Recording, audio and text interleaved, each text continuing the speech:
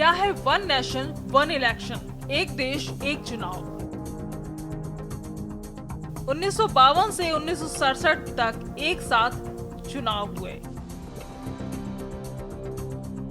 विधानसभाओं के चुनाव होने से परंपरा टूटी। 1967 से 1969 में कई विधानसभाएं भंग हुई। 1970 में लोकसभा भी भंग हुई, जिससे फिर परंपरा टूटी। 2030 को पूर्व राष्ट्रपति रामनाथ कोविंद की अध्यक्षता में एक कमेटी बनी। विधानसभा और लोकसभा चुनाव एक साथ कराने का सुझाव दिया। एक देश एक चुनाव लागू होने से एक साथ इलेक्शन होंगे। मतदाता दोनों चुनाव के लिए एक दिन एक साथ वोट डालेंगे। वन नेशन वन इलेक्शन के प्रस्ताव को मोदी कैबिनेट से मंजूरी मिलना काफी अहम है।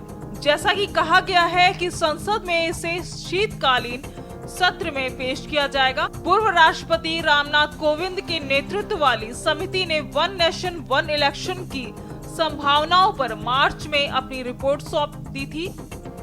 रिपोर्ट में जो सुझाव दिए गए हैं उसके मुताबिक पहले कदम के रूप में लोकसभा और राज्य विधानसभाओं के चुनाव एक साथ कराए जाने चाहिए। समिति ने सिफारिश की है कि लोकसभा और राज्य विधानसभा चुनाव एक साथ संपन्न होने के 100 दिन के भीतर स्थानीय निकाय चुनाव भी हो जाने चाहिए। इससे पूरे देश में एक निश्चित समयावधि में सभी स्तर के चुनाव संपन्न कराए जा सकेंगे। फिलहाल राज्य विधानसभाओं और लोकसभा के चुनाव अलग अलग आयोजित किए जाते हैं। किन देशों में one nation one election? America में एक साथ होता है चुनाव।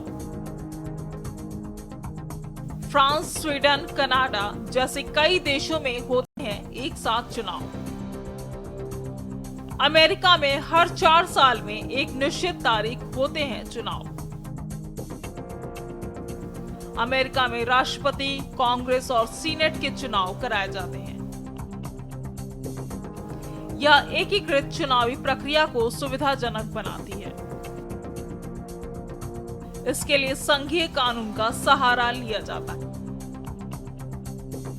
आपको बता दें कि प्रधानमंत्री नरेंद्र मोदी लंबे समय से वन नेशन वन इलेक्शन की वकालत करते आए हैं।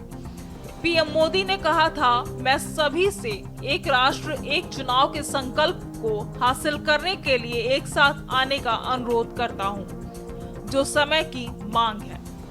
लोकसभा चुनाव से पहले आज तक से विशेष बातचीत में मोदी ने इस मुद्दे पर कहा था कि सरकारों के पूरे 5 साल के कार्यकाल के दौरान चुनाव ही नहीं होते रहने चाहिए।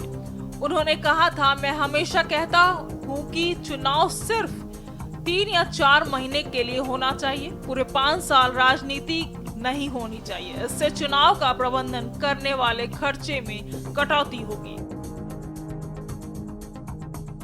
जेडीयू एलजेपी तैयार, टीडीपी का रुख साफ नहीं। केंद्र की एनडीए सरकार में बीजेपी के अलावा चंद्रबाबू नायडू की टीडीपी, नीतीश कुमार की जेडीयू और चिराग पासवान की एलजेपी बड़ी पार्टियां हैं।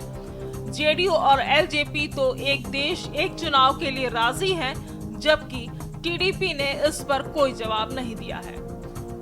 जेडीयू और एलजेपी ने एक देश एक चुनाव का यह कहते हुए समर्थन किया था कि इससे समय और पैसे की बचत हो सकेगी। वहीं कांग्रेस, समाजवादी पार्टी, आम आदमी पार्टी, सीपीएम और बसपा समेत 15 पार्टियों ने इसका विरोध किया था, जबकि Jharkhand Mukti Morcha, TDP, Indian union मुस्लिम लीग समेत 15 पार्टियों ने कोई जवाब नहीं दिया था। वन नेशन वन इलेक्शन के फायदे: चुनाव का खर्च घटेगा। अलग अलग चुनाव कराने पर भारी राशि खर्च होती है। बार बार चुनाव होने से प्रशासन और सुरक्षा बलों पर बोझ पड़ता है। केंद्र और राज्य सरकारें कामकाज पर फोकस कर सकेंगी, विकास के कामों पर ध्यान दे सकेंगी, वोटरों की संख्या भी बढ़ेगी। अपने प्रतिनिधियों का चुनाव करने में रुचि दिखाएंगे। संसद में पास कराना होगा बिल। एक देश एक चुनाव के लिए सबसे पहले सरकार को बिल लाना होगा। चूंकि ये बिल संविधान संशोधन करेंगे, इसके लिए ये तभी पास होंगे जब इन्हें संसद के 2/3 सदस्यों का समर्थन मिलेगा। यानी लोकसभा में इस बिल को पास कराने के लिए कम से कम 362 और राज्यसभा के लिए 163 सदस्यों का समर्थन जरूरी होगा। संसद से पास होने के बाद इस बिल को कम से कम 15 राज्यों की विधानसभा का अनुमोदन भी जरूरी होगा। यानी 15 राज्यों की विधानसभा से भी इस बिल को पास करवाना जरूरी है। इसके बाद राष्ट्रपति के हस्ताक्षर के बाद ही ये बिल कानून बन सकेगा। स्पेशल डेस्क के न्यूज़ इंडिया।